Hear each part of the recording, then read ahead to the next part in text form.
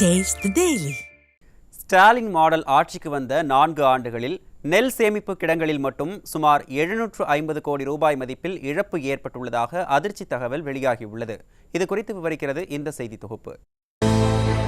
தமிழகத்தில் கடந்த 4 ஆண்டுகளில் நேரடி கொள்முதல் மையங்கள் மற்றும் கிடங்குகளில் சேமித்து வைக்கப்பட்ட நெல் மற்றும் அரிசியில் குறைந்தபட்சம் 750 கோடி ரூபாய் அளவிற்கு 3.72 மெட்ரிக் டன் அளவிலான சேமிப்பு இழப்பு ஏற்பட்டுள்ளது.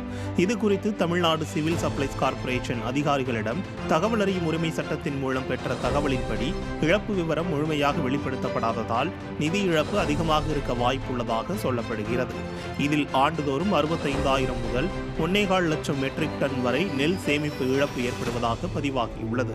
குறிப்பாக திருவாரூர், தஞ்சாவூர், நாகை, புதுக்கோட்டை மாவட்டங்களில் இழப்புகள் அதிகம் உள்ளன.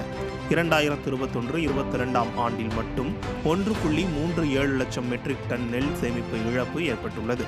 ஸ்டாலின் அரசின் அலட்சியத்தால் சேமிப்பு வசதிகள் குறைவாக இருந்தமை, பாழடைந்த கிடங்குகள், நீர்க்கசியும் கூரைகள், சரியான முறையில் உலர்த்தாத நெல், பூச்சி, எலி தாக்குதல் உள்ளிட்டவை இழப்புக்கு காரணமாக அமைந்துள்ளன.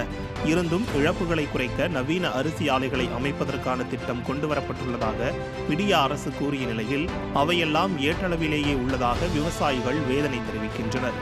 திண்டுக்கல் மாவட்டத்தில் 200 மெட்ரிக் டன் திறனுள்ள ஒரு அரிசி ஆலை மற்றும் தஞ்சாவூர், திருவாரூர் மாவட்டங்களில் தலா 500 மெட்ரிக் டன் திறன் கொண்ட 5 அரிசி ஆலைகள் அமைக்க திட்டமிட்டுள்ளதாக ஸ்டாலின் கூறுவது வழக்கம் போல விளம்பர யுக்தியாகவே பார்க்கப்படுகிறது.